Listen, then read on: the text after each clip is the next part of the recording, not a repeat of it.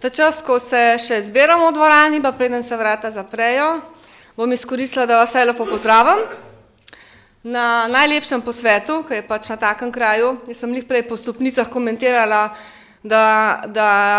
ker smo na morju, se še ostre besede kmetov in nevladnih organizacij razbijajo na čereh tlele ob obali, tako da mislim, da je to res, ta posvet je zmeraj tako prijetno druženje, prijeten začetek ali pa uvod v sezono, v lepem času, blizu dnevu žena, tako da zmeraj rada pridem sem v Portorož in upam, da bomo to danes preživeli koristno uro tole skupaj. Zdaj, jaz sem imela sicer v programu 1 uro, zdaj, čeprav vidim, pol ure sem že govorila in bom poskušala vseeno, jaz vem, da posvet je zelo kompleksen. Vse teme so posebej o skupni kmetijski politiki, mislim, da je nekaj govoril že minister, pa moja nekdanja državna sekretarka, predstavnica Evropske komisije Branka Tome in tudi Emil Erjavc bo o tem imel celo predavanje. Jaz bom zato se tega komaj da dotaknila malo na koncu, ampak z enimi, po mojem, bistvenimi sporočili, kako jaz na cel proces gledam. V svojem predavanju, zdaj, če bi jaz to znala upravljati, bi bilo lažje. Jaz se bom v svojem predavanju osredotočila, vidite, tukaj je cela lista točk, ampak vi ste te prezentacije moje dobili. Malo sem jih spremenila, predvsem pa vsem ne bom govorila, ker zato bi res rabila celo uro. In sem se odločila, da se bom osredotočila predvsem na to, kar je bilo aktualno lani, kar je aktualno letos in na tiste stvari, ki jih delamo in so pomembne za naprej, se pravi čez ta mandat in v prihodnjih letih. Tako da ne bom, medtem ko pa te informacije, ki so v glavnem v razpisih, pa v teh stvarih si pa potem lahko vsak v miru pogleda. Zdaj, dogovorjeno je tudi, da naj bi poskušala biti v kakšnih okvirih, ne vem, ampak da imam potem tudi čas, da odgovorim na vaše vprašanje. Mimogrede, čim sem prišla, sem že slišala, da je bilo polno vprašanj dopoldne in da ste komaj čakali, da bo kdo, ki bo kaj odgovarjal, z veseljem. Dobro, zdaj tudi o podatkih v kmetijstvu imate potem jutri, kot vem, celo predavanje. Jaz bom samo par številk povedala, ki se kar naprej ponavljajo, takole v javnosti pa so dostikrat tudi napačne. Najprej je, to so statistični podatki, najprej je, koliko je pač kmetij, vse to rečemo, okrog 70 000, no in kaj je s tem številom kmetij? Enkrat pride ven podatek, da vsako leto zgubimo 2% kmetij, ni ravno tako, jih pa zgubljamo, kar je normalno, ker če naj gre razvoj kmetijstva naprej, če naj se ene kmetije povečujejo, zato da imajo možnost od tega živeti, je nek proces koncentracije normalen. In dejansko imamo v zadnjih 3 letih zmanjšanje, oziroma 5 letih, mislim, da imam podatek oziroma 4, primerjava je to 2013-2017, se jih je zmanjšalo za 3%. Ali je to problem ali ni problem? Problem je, če je to zmanjšanje, če se dogaja na račun opuščanja kmetij. Kmetijska politika mora paziti na to, da se kmetije ne opuščajo v hribovitih območjih tam, kjer ni drugega interesa, kjer če eden odneha, ni drugega, ki bi prevzel njegovo kmetijo, kupil kmetijo, vzel najem karkoli. To je problem. Medtem ko pa če nek proces koncentracije teče na način, da pač nekdo se odloči, da ne nadaljuje poklic svojega očeta, gre v drug poklic in to kmetijo nekdo drug prevzame, pa to ni katastrofa za državo, dokler ostane obdelano. Tako da govoriti o tem, da ne sme nobena kmetija prepasti, je neumnost. Pa se skozi govori to po parlamentu, kjerkoli, včasih v javnosti, ampak ta proces mora biti nadzorovan.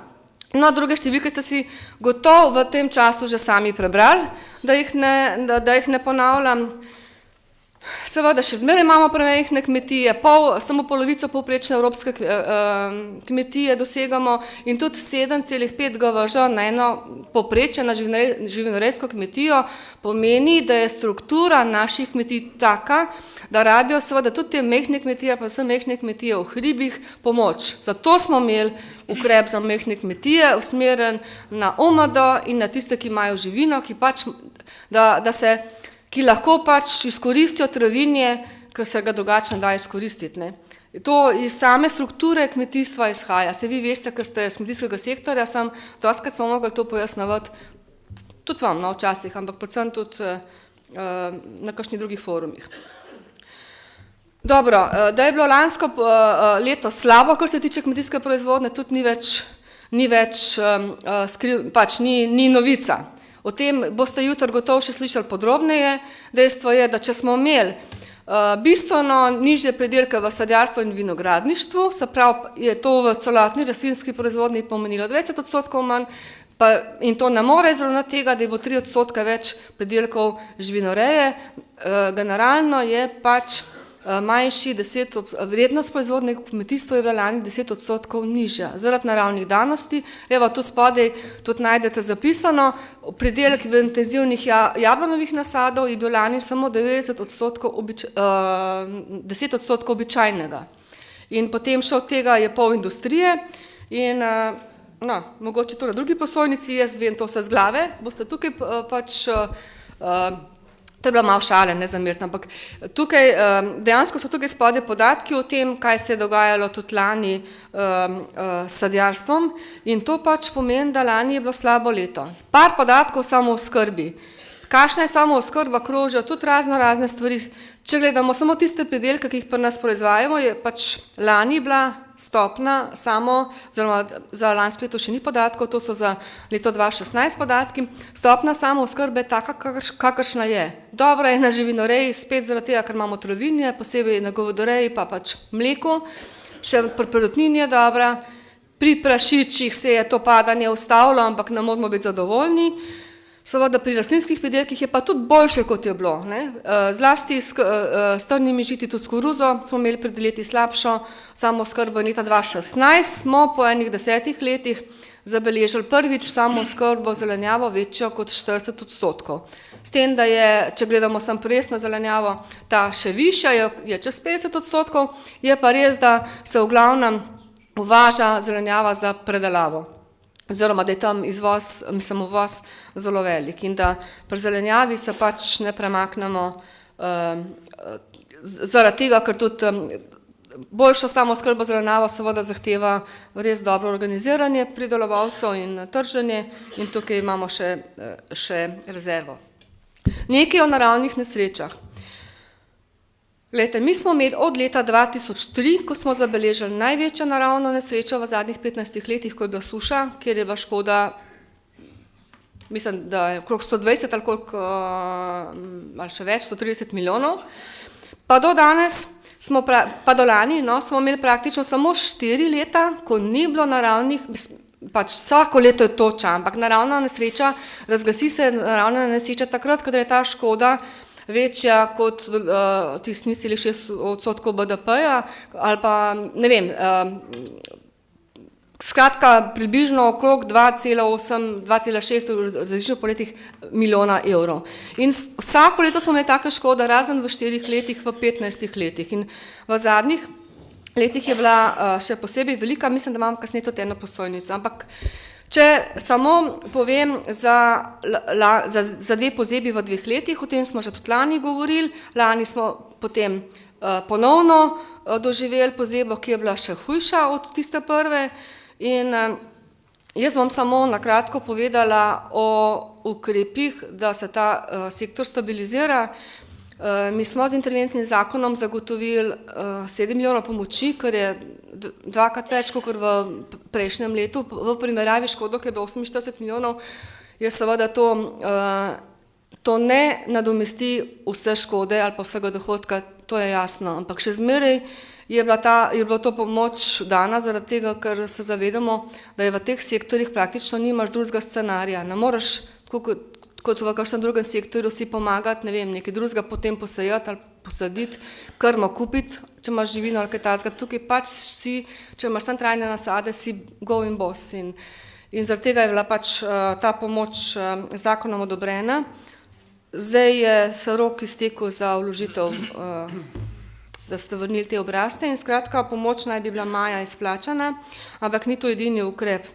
Jaz želim spomniti, da smo pri Ministrstvu za gospodarstvo dobili razumevanje in potem pri skladu Ribnica zagotovili kredite za brezobrestne kredite za obratna sredstva za ta dva sektorja in za vse, ki so bili poškodovani v pozebi nad stopnjo 30%. To ni šlo samo za tiste, ki so imeli nad 60% pozeba, kakor je bilo za interventni zakon, ampak nad 30%.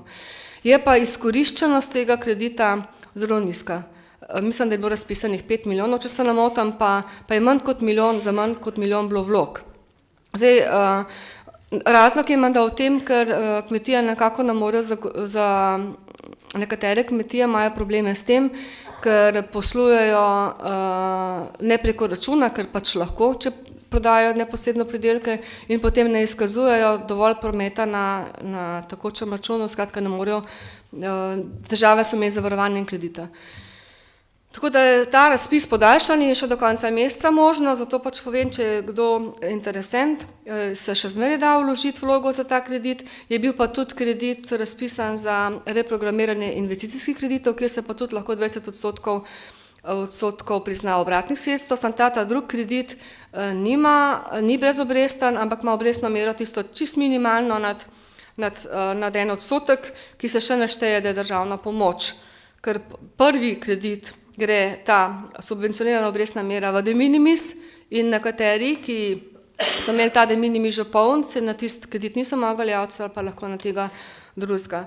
V drugih, v zvezi s tem sem še povem, da je zdajle čakamo na sprejem uredbe na vladi drug teden, potem pa bo javni razpis za, ker smo uredba še nekaj spremeniti, javni razpis za investicije, ki so namenjene aktivni obrambi proti pozebi, proti naravnim nesrečam, se pravi oroševanje, namakanje, rastlinjaki in protitočne mreže. Hvala, 4 stvari in 15 milijonov z ugodnejšo stopnjo financiranja. 20% je začetna stopnja sofinanciranja višja kot za druge investicije. In spet bojo ti prosilci lahko dobili za preostal delež lastnih sredstev, ker je likvidnost teh kmetij problem ali pa teh obratov problem, bojo lahko dobili kredit pri Ribnici z moratorijem, kot za une prejšnje kredite, ki sem jih omenila. Prednost kreditov pri skladu Ribnica je ta, da imajo moratorij, daljšo dobo odplačevanja in kot rečeno, za obratna sredstva so brezobrestna posojila. Kar se suše tiče, lani je bila tudi suša, sicer manjša kot je bila leta 2013, ko smo imeli na zadnje hudo sušo, ampak še zmeraj visoka škoda. Zdaj za to sušo, podatki o oškodovancih in to jih imate gor, za to sušo je pa zdaj program se začel pripravljati za pomoč, tukaj ni interventnega zakona, ker ta zakon o odpravi posledic po naravnih nesrečah lahko uporabimo in toč vlada še ni odločila o višini, ampak predlagali bomo enako višino, kot je bila za pozebo, potem pa, ampak to ne želimo operirati s številkami, ker gradivo še ni niti bilo poslano drugim ministrstvom. To je pa višina vseh škod, ki sem jih prej omenila, za 620 milijonov je bilo škod od leta 2003 do 2017, ki so bile tako velike, da so izpolnjevale ta pogoj naravne nesreče. Dejansko je bila škoda še večja, ker je bilo mnogo manjših še teh škodnih dogodkov, ampak taki izgubi se govori, ko govorimo o suši, toči in podobno. Naslednja tema, mogoče še 2 besedi vseeno v zvezi s podnebnimi spremembami. Podnebnim spremembam se ne moramo izogniti več, moramo paziti, da kot sektor seveda jih čim manj povzročamo, z manj izpustov pa to je eno, ampak prilagoditi temu se je treba, kjer se pač nada z investicijami, se je treba z zavarovanjem.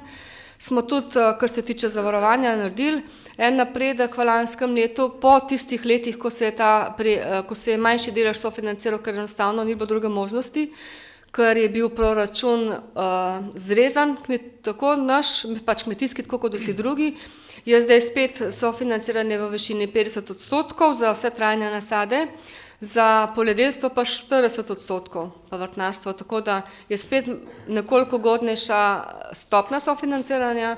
Drugo je, kako se bo pač to poznalo na stroških, glede na to, pač kaj na drugi strani zavarovalnica, kakšne produkte ponuja. Ampak pač to je ena, da kjer se da je treba ta produkt zavarovati. Mi smo sicer tudi ustanovili eno delovno skupino, ki naj bolj celovito pogleda, kako je urejeno obvladovanje naravnih nesreč. Tako z vidika podpor za investicije, kot z vidika, ne vem, zakona pa nekih sistemskih ukrepov. V tej skupini so naši strokovnjaki, ministrski pa tudi predstavniki strokovnjakov iz vseh organizacij nevladnih, vseh vas in to bo pač naša stalnica v prihodnjih letih in na to se treba pač na ta način pripraviti, ker ta obdobja enakega vremena, po zimi otoplitev, ki povzročijo pomladanske posebej, poleti daljše vreme enako pomeni sušo ali pa močo, tako da to je značilnost podnebnih sprememb. Ni nujno, da je povprečna temperatura pa padavine drugačno med leti, ampak ta obdobja dolgega vremena, enakega vremena povzročajo te neprilike. Ja, ena zadeva je, sem pa tudi zaprošena, da povem nekaj o zakonskih spremembah. Kar se tiče zakona o kmetijskih zemljiščih, so se dogajali dve stvari v lanskem letu. Ena je bila hitra, kratka sprememba zakona o kmetijskih zemljiščih, kjer je bila kjer ima dve glavni vsebini. Ena je ta rdeča označena, da je možno iz tega, kar mi skupaj dobimo na namenski postavki, ki jo imamo na ministrstvu in se zbirajo gor vse odškodnine za spremembo namennosti kmetijskih zemljišč, da se ta sredstva lahko uporabijo tudi za investicijska vzdrževanja ali pa obnovo državnih akumulacij vodnih v takem deležu, kot služijo namakanju, ali pa, in tukaj pač dva primera, kar izpostavljam, iz tega vira bomo na podlagi te spremembe zakona lahko financirali obnovo akumulacije Vogršček, ki je bila od leta 2008 tak akuten problem in se ni na nek način našel vir, kako naj to veliko akumulacijo, ki je predimenzionirana, v bistvu glede na mogoče celo predimenzionirana, ampak pač je pa nujna za ohranitev kmetijstva v Vipavski dolini. To je eno, drugo pa daje priložnost tudi za kakšne manjše, za pomoč pri kakšnih manjših akumulacijah, recimo ta reševanje poplavne varnosti Savinjske doline, ki predvideva več suhih zadrževalnikov. Želja lokalnih kmetov je bila, da se naredi eden od zadrževalnikov kot moker zadrževalnik, zato da bi služil namakanju. In ker seveda okoljsko ministrstvo pa vodni sklad, ki mu je pač osnovni cilj ubraniti, ne vem, v tem primeru Celje pred poplavami, nima interesa tistega mokrega zadrževalnika, v takem primeru bi lahko tudi ta sredstva iz te odškodnine porabili. Povem zato, ker da pač uporabno vrednost te spremembe zakona povem. Na tehnični ravni je pa dobro to, da smo podaljšali obdobje za prehod na nov način tega odnosa vzdrževanja namakalnih sistemov, ko bo potrebno skleniti pogodbe za tiste uporabnike namakalnega sistema. Se pravi, zdaj se to avtomatsko pobira do vseh, potem se bodo sklenile pogodbe od samo tistih, ki namakalne sisteme uporabljajo in smo dali daljše prehodno obdobje, zaradi tega, ker se bo v tem času najbrž te sisteme še prenavljalo in se bo itak stvari na novo postavljale. No, da grem vseeno dalje še na par drugih točk. O spremembah zakona o kmetijstvu, ki je zdaj v Državnem zboru in je danes še čas za vložitev amandmajev, naslednji teden je pa na plenarni seji. Smo veliko govorili tudi v vaših krogih, na regijskih posvetih, takrat, ko smo bili s predsedniki pa direktorji zadrug skupaj, tako da mogoče samo ena kratka informacija o stanju, kar se tiče verige preskrbe s hrano. Sem tu slišala, ste že dopoldne že nekaj govorili, ampak tukaj jaz mislim, da je dejansko dobro, da smo zakon toliko ukrepili, da bo Agencija za varstvo konkurence sploh lahko ukrepala, ker so bile zdajšnje določbe prešibke in njihovi postopki morda ne bi zdržali sodne ali pa višje instance in zaradi tega je agencija sama predlagala, da je treba v zakonu bolj jasno opredeliti znatno tržno moč, pa ta nedovoljena ravnanja. In še nekaj smo naredili, mi smo s tem zakonom predvideli, da naše ministrstvo sklene pogodbo z agencijo, zato da oni lahko zaposlijo pač dva človeka, ki bosta ta ravnanja preiskovala. Doslej, čeprav je bilo to že seveda dogovorjeno leta 2014, ampak takrat je bila največja kriza, nihče ni imel denarja za te dodatne zaposlitve zagotoviti. Njim je pa, oni pa tega niso mogli zagotoviti iz lastnih virov, sem tako, da mi glede povem, ker je varovanje pred nepoštenimi praksami je obraten proces od varovanja konkurence. Ta agencija je namenjena varovanja konkurence, se pravi, preprečuje temu, da konkurenca naredi svoje, da se nekaj dogovoriš kartelno, če po domače reče, pa nekaj tasga. Mi pa ravno obratno hočemo, ker če bi konkurenca, če mi nič ne naredimo, potem konkurenca dela pač surovo in na način, ker nimamo mi mehnih pa velikih, ampak večina proizvajalcev primarnih je mehnih, drobnih, šibkih. In seveda na koncu verige je par močnih in vmes so eni močnejši, drugi šibkejši. In to nesorazmerje moči povzroča, da močnejši stiska, se to veste, drobnejše in zakon omejuje, da konkurenca deluje prosto in se lomi v bistvu na plečih kmetov in se konec koncev odraža v zelo nizkih cenah za primarno pridelavo.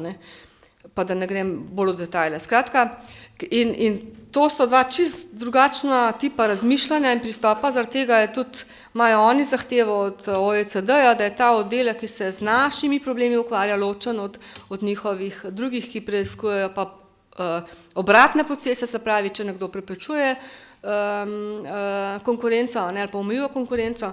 Zaradi tega smo to tudi s tem zakonom popravili in bomo videli, če bo v enaki obliki, kot je šel čez odbor. Na odboru so bile izvzete zadruge iz tega člena, ki govori, kdo so subjekti s znatno tržno močjo. Z amandmajem, zdaj čakamo še na plenarko. Druga ureditev se pa nanaša na začasno in občasno delo v kmetijstvu. Tukaj je pa naslednje prav, po mojem, da vi kot direktorji, mi kot ministrstvo okrog tega vemo. Trenutno je 90% sezonskega dela, kjer sploh je s pogodbami, urejeno s podjemnimi pogodbami. Po naravi je pa to delo tako delo, ki bi moralo imeti pogodbo o delovnem razmerju. Ker delovno razmerje je takrat, kadar nekdo dela po navodilih delodajalca, dela to delo nekaj časa traja, lahko tudi sam par dni ali pa en teden in ne vem, ampak to delo obiranja ali pa kakršnega koli drugega sezonskega dela v kmetijstvu ustreza vsem v celoti definiciji tazga dela, za katerega moraš imeti pogodbo o delovnem razmerju. V praksi se to nikoli ni prijelo, ker je pretežko, administrativno prezahtevno, ker je to povezano potem še z dopusti, bolniškami, ker je to delo težko, pa ga je kdo sem začel, pa šel na bolniško drug dan in je bilo praktično nemogoče ga izvesti. Zdaj pa ponekod so bile težave z delovnimi inšpektorji, po drugot ne, in zaradi tega je bila želja že 3 leta nazaj sektorja, da se to uredi in da se to omogoči delati v civilnem razmerju s pogodbo. In končno smo do tega prišli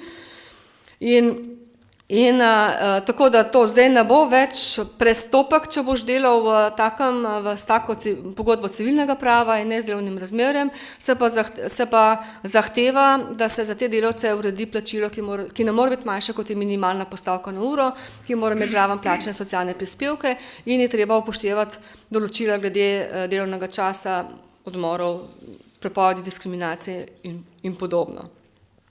Jedro spora je tukaj ta nesrečni davek posebni davek na določene prejemke.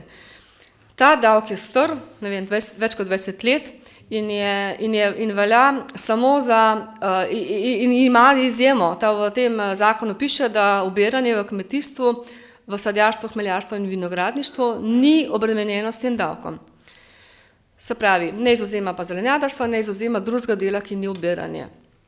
In tukaj je bila dolga borba z Ministrstvom za finance, da bi popustili in da bi bilo v celoti sezonsko delo, ki je sicer omejeno, ker ga en sam človek lahko kvečem 90 dni v leto dela, kot tukaj vidite ena firma ali pa kmet ima lahko pa samo 120 dni takih v letu, ko take delavce najema. Skratka, da bi bilo v celoti izvzeto in to ni šlo čez. Je pa bil tak amandma sprejet prejšnji teden na odboru, počakamo še drug teden, kaj bo prinesla plenarna seja, ampak če to ostane in ker je bo na odboru kar dobra podpora, potem jaz mislim, da bo res tem panogam, ki imajo izrazito potrebo po sezonskem delu, tudi v resnici olajšano, ne bo idealno, ampak bo precej olajšano najemanje teh delavcev. In po drugi strani, roko na srce, ne bo več izgovora, da se zaposluje na način, ki pač ni dovoljen, zaradi tega, ker je res delovno razmerje čisto prekomplicirano. Zato pa sem se toliko časa ob tem ustavila, ker na nas kot ministrstvo so veliki pritiski in tudi v parlamentu na odboru in tudi naslednji teden bo gotov v tem smislu, da to ni pravično do teh ljudi, da to bi moglo biti delovno razmerje in da se nova oblika prekarizacije upeljuje. Tako da ta palca ima dva konca. Zelo težko je bilo prepričati tudi res v vladni proceduri, da smo to sploh lahko uveljavili, tudi sindikati, je občutljiva tema. Ampak jaz verjamem, da je to narejeno v najboljši veri, ker sama sem delala v sadjarstvu, to pač ne gre. Ne moreš planirati na dan natančno, ne moreš vedeti, koliko ljudi bo šlo kdaj. Moraš imeti neko možnost, da si bolj prožen. In bo treba nek kompromis narediti med pravicami delavcev in da je to delo vzdržno za delodajalce. Zdaj, o Čebelarski akademiji se mi zdi, da vas tle ne bo zanimalo. Mogoče sem povem to, da bojo kmetje, ki so imeli kakšno zemljo na oni strani, ki bo zdaj pripadla Hrvaški, pa so tukaj uveljavljali v preteklih letih subvencije, da je zdaj tisto obdobje, ko bojo lahko 3 stvari naredili, uveljavili nadomestilo za tiste izgubljene površine, ker mi po izven mejne črte ne smemo plačevati nobenih plačil na površino. To se pač po evropski uredbi ne sme. Se bo pa dala tem ljudem odškodnina v višini 5-kratnika subvencij za neko prilagoditev, zato da bojo potem v tem času uredili to na Hrvaškem.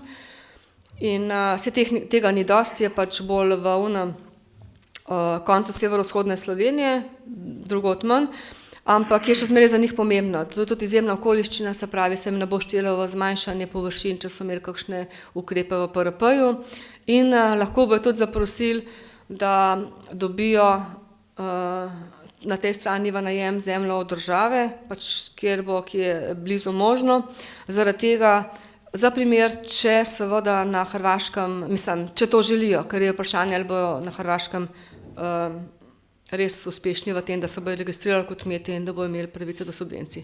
Ampak zdaj bojo to, v glavnem tudi vse kmetijski zavodi so o tem obveščeni, bojo tudi sami obveščali kmete, v glavnem bojo pa dobili pretiskane obrazce od agencije, pa bojo mogli sem vrniti. Še par podatkov o izvajanju promocij, pa sem potem že blizu zaključka. To pa zaradi tega, ker se zaključuje en cikl. Sedanji sistem, bi rekla, se zaključuje. Mi smo 6-letni program in 6-letno strategijo in prvi 3-letni program se letos končuje. In kakšni so rezultati in kakšni so izgledi za naprej. Tle imam par podatkov. Kot veste, mleko pa meso imata že 3-letni program, leto zadnje leto, 3 milijone za 3 leta, od tega je okrog 60% iz proračuna, drugo so pa prispevki in primara in predelovalne industrije skupaj. In zdaj stanje je pa tako, da se zdaj še sektor sadja se je že odločil za specifikacijo, je bila že podpisana, je tisti, ki bo letos začel pripravljati program in bo začel prispevke zbirati naslednje leto. Prašičereja je, da smo dobili ali bomo dobili vsak čas tudi ta predlog specifikacije na ministrstvo, da so se zmenili, lihko drobnica, sektor zelenjave in sektor žit se pa na novo postavlja sektorski odbor. Ampak kar želim jaz tukaj povedati, da je ključno to vedeti, da je to skupni projekt pridelovalcev in predelovalcev. Država prispeva samo toliko, kot se sami, vsi vstopi so bili prostovoljni. Sektor mleka se sam odločil, sektor mesa se sam odločil, zdaj sadja in naprej. Za sadje je zelo pomembno, da imajo letos, da bi že to sezono lahko oglaševali, seveda na nek način ali pa sadje izpostavili v teh promocijskih kampanjah, ker sami vidite, zdaj imamo praktično zaradi tega izpada pridelkov samo tuje sadje, ne jabolka na trgu, vzpostavili so se neki drugi blagovni takovi, relativno poceni sadje in ko bo spet naše sadje na voljo, ne, bi bilo ključno, da potrošnik to loči, ne? Da bo potrošnik izločil tuje sadje napram domačim. Ne? Zaradi tega je promocija pomembna. No, zdaj, kakšni so učinki? Dostikrat sprašujejo, pred to zadnjo kampanjo je bilo narejeno merjenje, to delajo neodvisne agencije izbrane na javnem razpisu, tako kot celo kampanjo, in so merile pred kampanjo pa po kampanji.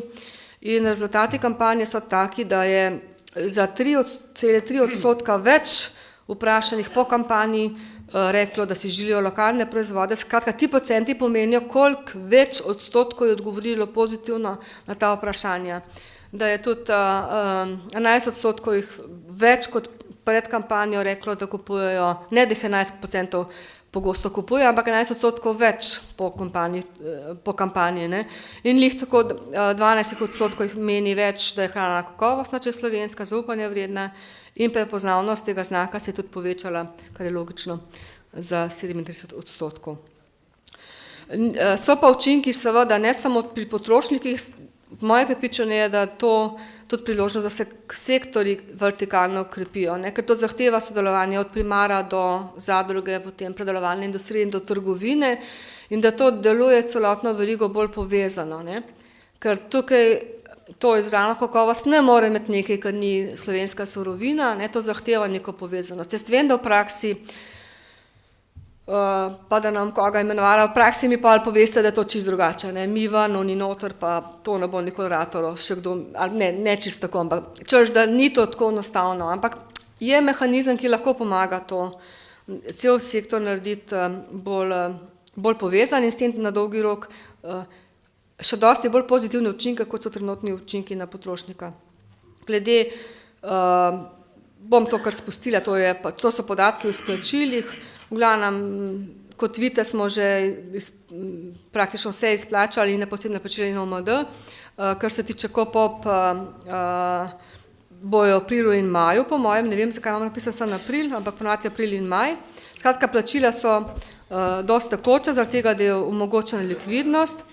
Zdaj pa, mogoče je to bolj, da se tle ustavim, sam podatek, kako dobro črpamo.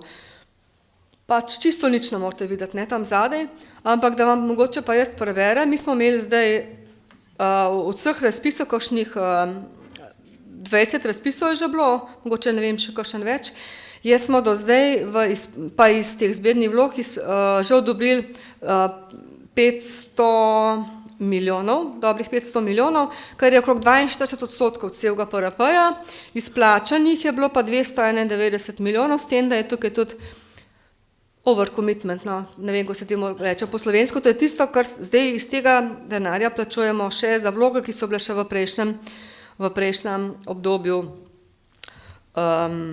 že dane. To je zelo pomembno in zdaj v tej programskem obdobju se bo tudi šlo v ta overcommitment, ker cilj tega je, da se čim prej počrpa, ne, ker mi imamo 1,1 milijarde iz Bruslja v 7 letih, seveda, če se to čim prej počrpa, je denar prej tu, se prej obrača, je boljši učinek za državo in za sektor. In zato se to dela. Ne, in zato nekaj časih vprašanje, je že zdaj toliko razpisov, potem bo pa zmanjkalo. Ne, se pač iz zadnjih razpisov bomo potem že zajedali v naslednji PRP, tako kot smo zdaj naredili. Ne. To je pač, to je pametno. Ne. Dosti boljše črpanje imamo na kmetijskem skladu, kot na drugih skladih, tudi zaradi tega pristopa, pa tudi zaradi teh neposrednih plačil, plačil na površino. Dobro, zdaj jaz bom samo par razpisov omenila, kot veste, je v teku tale nov ukrep sodelovanja, ampak o tem smo imeli že toliko razprav, da se mi zdi že mogoče izguba časa, reč potem, če bo v razpravi kakšna.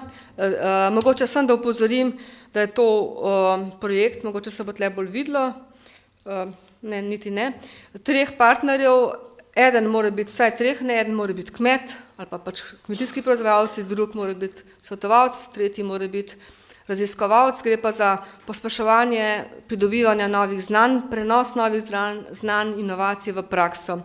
2 temi sta, eno so nove tehnologije, drugo so pa okolje in podnebne spremembe, pa 2 tipa projektov. Eni so večji, ki jim rečemo Evropska inovacijska partnerstva, EIP, in drugi so manjši, pilotni.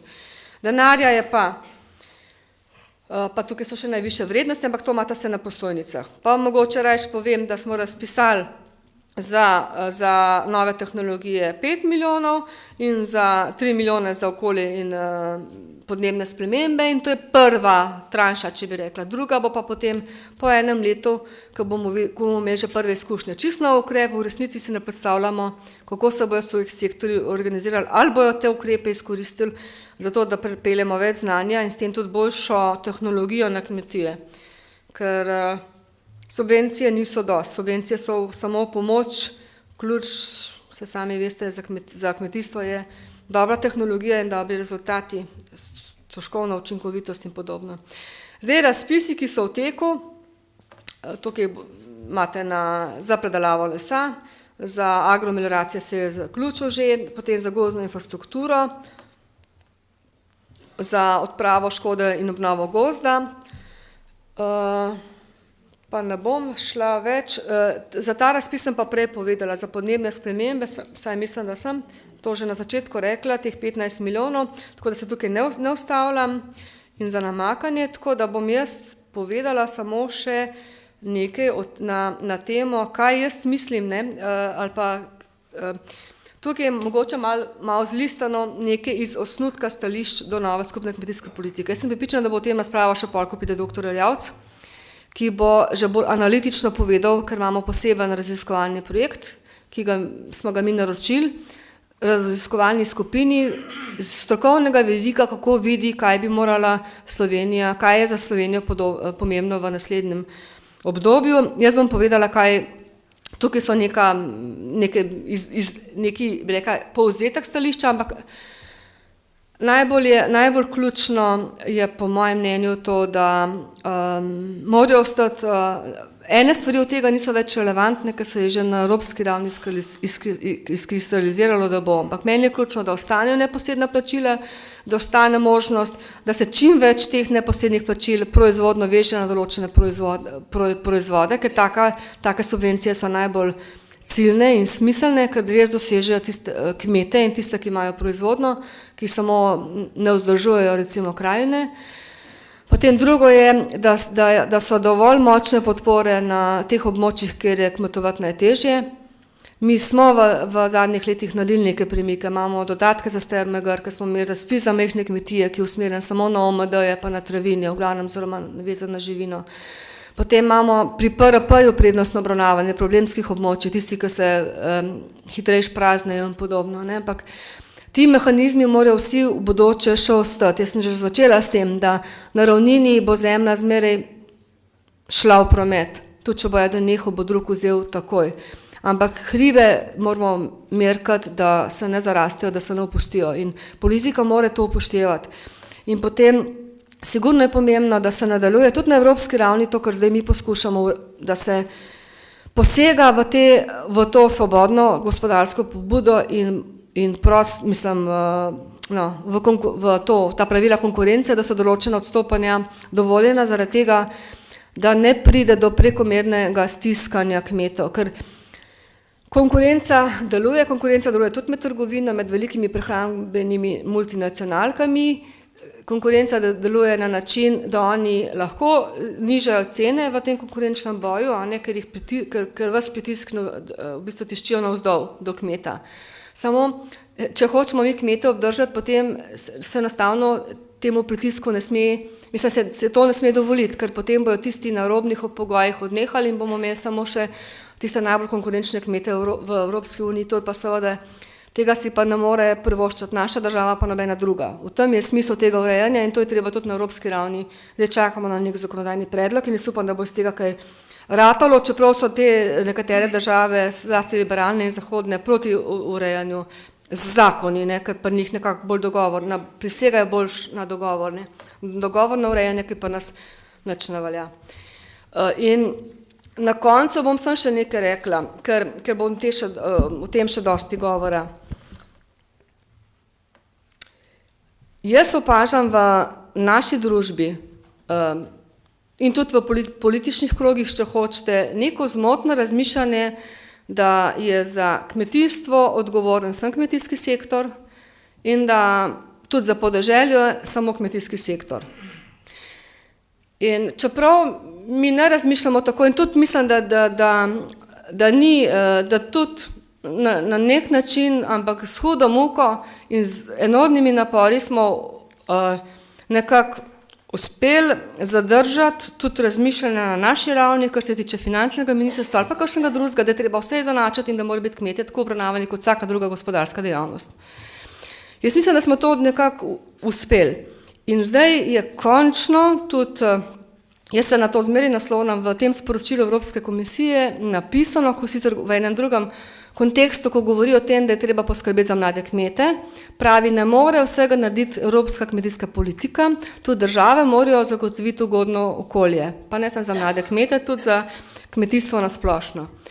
Pri nas, če dobro poslušate, so skozi težnje, da je treba za vse imeti enake vatle, če gre za zavarovanje, prispevke za zavarovanje, karkoli. Ampak ključno je, da se to ne dopusti, ali pa da se to ne prepusti vse kmetijskemu sektorju ali pa ministrstvo, da ureja. Tukaj je pač to razumevanje celotne vlade, če hočete, ali pa vodenja države, je pač potrebno vedeti, da to samo pomeni, da bojo kmetje v slabšem konkurenčnem položaju in da bojo mali oni na obrobju pač ne bojo tega vzdržali in neko privilegirano, dobesedno privilegirano, jaz mene tega ni sram reči, neko privilegirano obravnavanje za kmete, sploh na teh območjih je treba ohraniti in to se mi zdi ključno tudi, da je treba na nacionalni ravni tudi zadržati, ne samo na evropski ravni.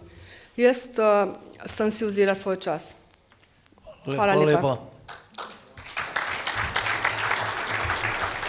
Zahvaljujem se gospe Tanji Strnišo. Razprava na podano vsebino bo zdaj, ker zdaj imamo tukaj, ko naj bo kdo pobegnil, zdaj še imamo gospod Kovasovo tu.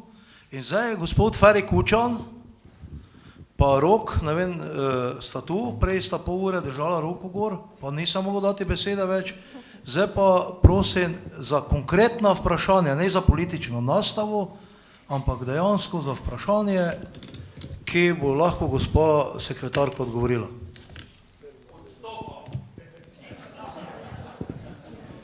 Tudi to je prav. Rok, imaš besedo. Ta mlad je bolj trmast, ne bo odstopil. Danes je občinstvo bilo večkrat pobuda, predvsem res je velik poudarek na mlade kmete, kar je prav, ampak populacija tule noter je pa dosti starejših.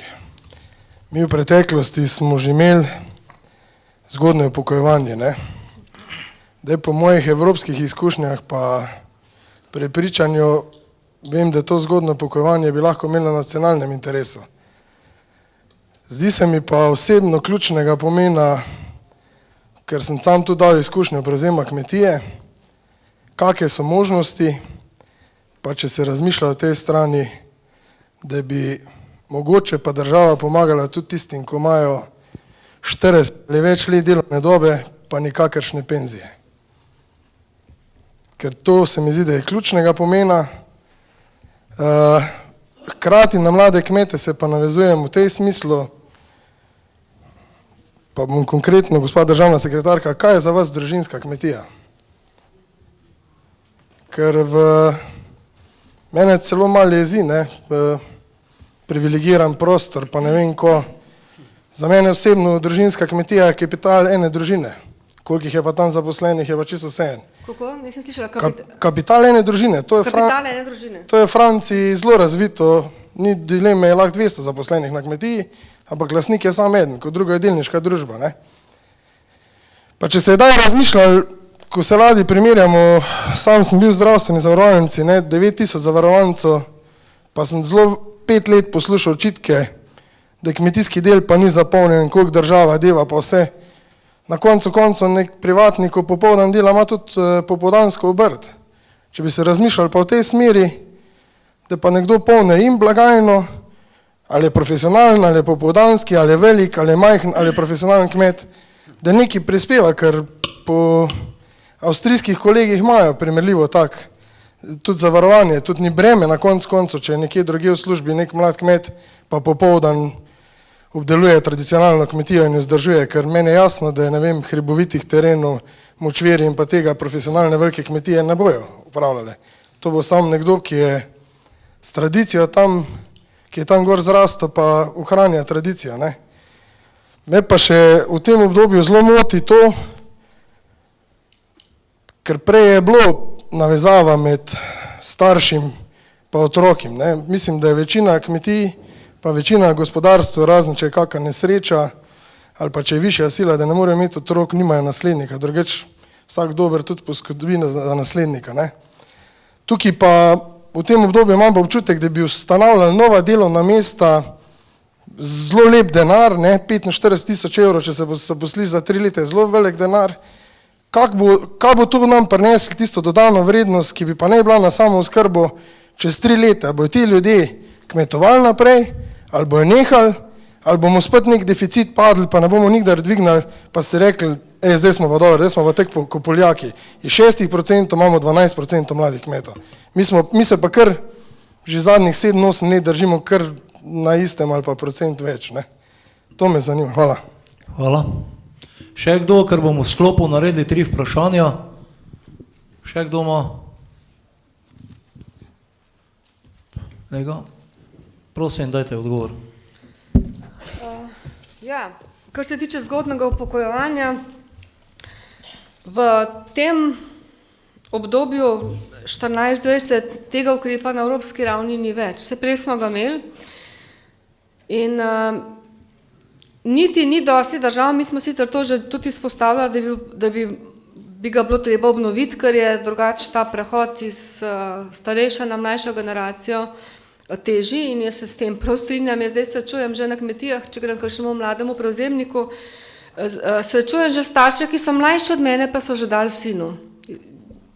Začestita, da je neko tako zaupanje med generacijami, da ni pa nujno, da je. In recimo, če so še tako mladi, se tudi sprašujejo, kaj bo z mano čez 10 let, pa ne vem kaj. Tako da tudi jaz se s tem strinjam, sam zaenkrat se mora tu pač, ker če tega ukrepa na evropski ravni ne bo mogoče imeti. Kako? Ne, ni dovoljeno zdaj imeti. A to je pa drugo, kot državno pomoč. Ne, ste rekli, ja, ampak zdaj, mislim, jaz to ne vem, ker določeni ukrepi, vsi tisti, ki so kot ukrepi PRP-ja, so že po osnovi dovoljeni tudi, če ga ti v okviru PRP-ja ne izvajaš, da ga imaš kot nacionalni ukrep. Zdaj, ker ta ni več dovoljen kot nacionalni ukrep, bi morali, sigurno moraš kot državno pomoč pač priglasiti, preveriti, to se lahko preveri. Ampak to bi mogli potem v nacionalnem proračunu dodatna sredstva angažirati, ne.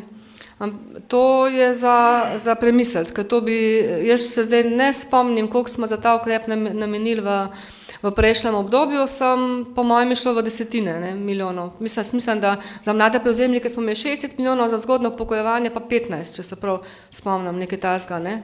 Ampak je za razmisliti, ker bi bil prehod sigurno lažji. To lahko samo jemljem kot pobudo, da se preuči in da se vidi, če se da to zagotoviti, pa pod kakšnimi pogoji, ne. Ker o tem nismo še razmišljali, da bi ga imeli kot nacionalni ukrep, to ne. Smo pa rekli, da če bo možno po evropskih uredbah ga imeti, da pa bi ga uvedli, če se boste vi vsi strinjali, sigurno. Zdaj, kar se tiče slabih penzij.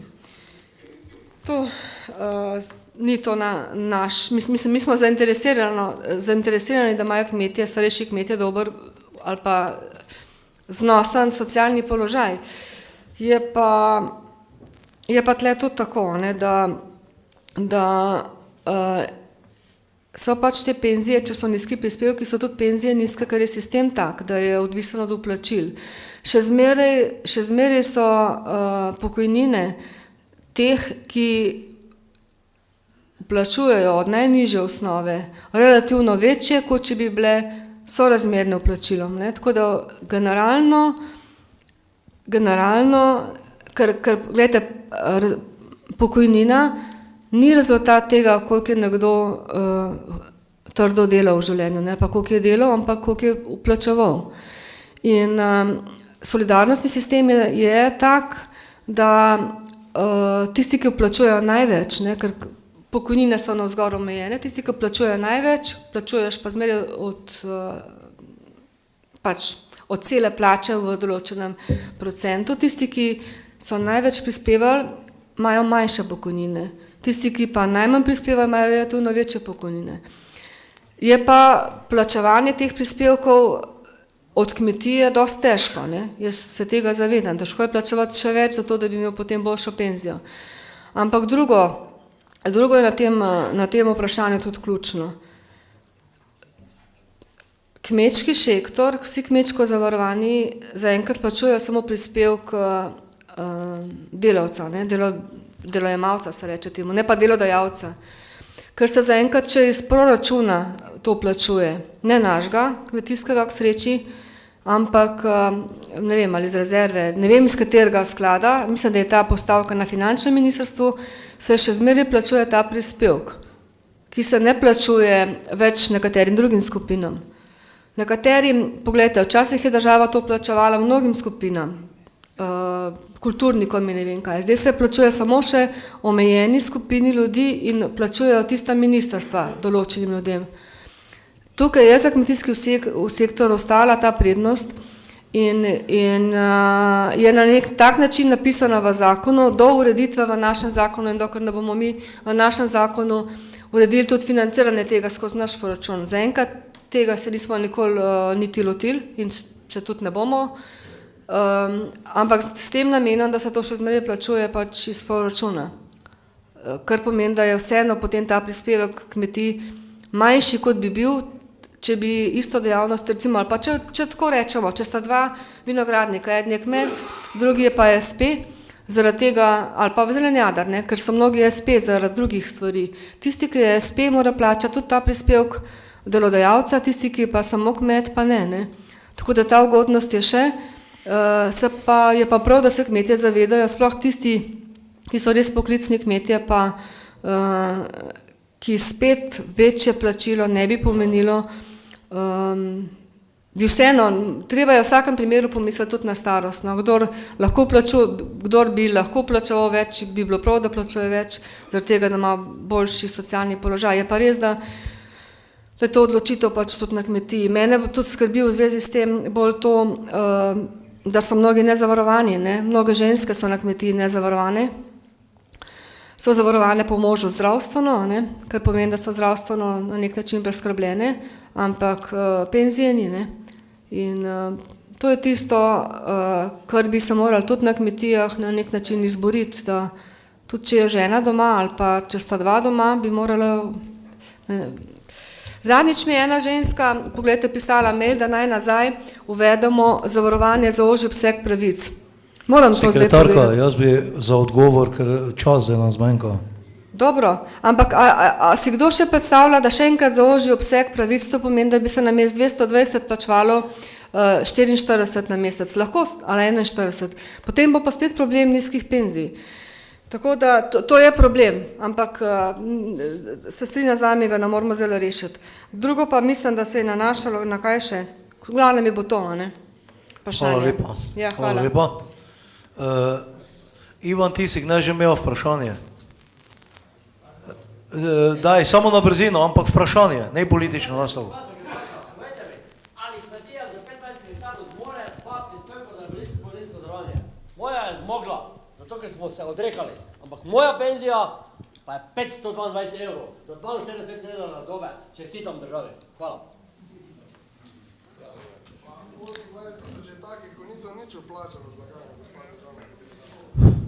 To mi zdaj tudi ne bomo rešili. Glejte, socialna politika, jaz lahko o tem tudi govorim, ampak sem že upozorjena, da naj ne.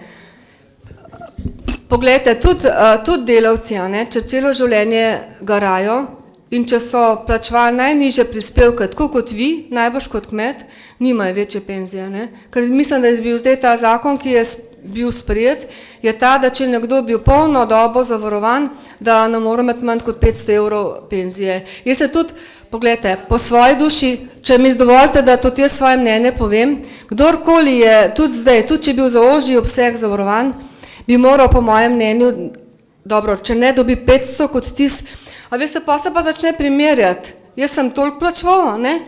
Se pravi, če je nekdo vseeno manj plačal, da ne, mislim, tudi tisti, če so pa manj plačevali, pa če so celo dobo plačevali, bi po mojem mnenju mogli dobiti več, kot zdaj dobijo. Več, kot so tudi vplačali in kolikor bi bil upravičeni, ampak sistem solidarnosti je prav v tem, da ne pustiš, da je nekdo potem na tej nizki penziji. Je pa, to pa morate, dejstvo je pa tudi to, da imajo zdaj kmetije pravico tudi do varstvenega dodatka. Je pa res, da se potem to obesi na premoženje, ne? Ker se iz tega varstvenega dodatka izloči samo nepremičnine do 120 000 evrov in če je premoženje na kmetiji več, gre potem to na premoženje, če ga nekdo koristi. Je pa in ne kmetije ga koristijo. Dosti je v tej pač generalno, s tako penzijo ne more nihče preživeti, pa so tudi tisti, ki so drugi, ki imajo tako penzijo, celo življenje nekaj delali. Ne, in plačevali, tako jim je služba pač otrgala. Ne. Tako. Hvala lepa, gospa sekretarka.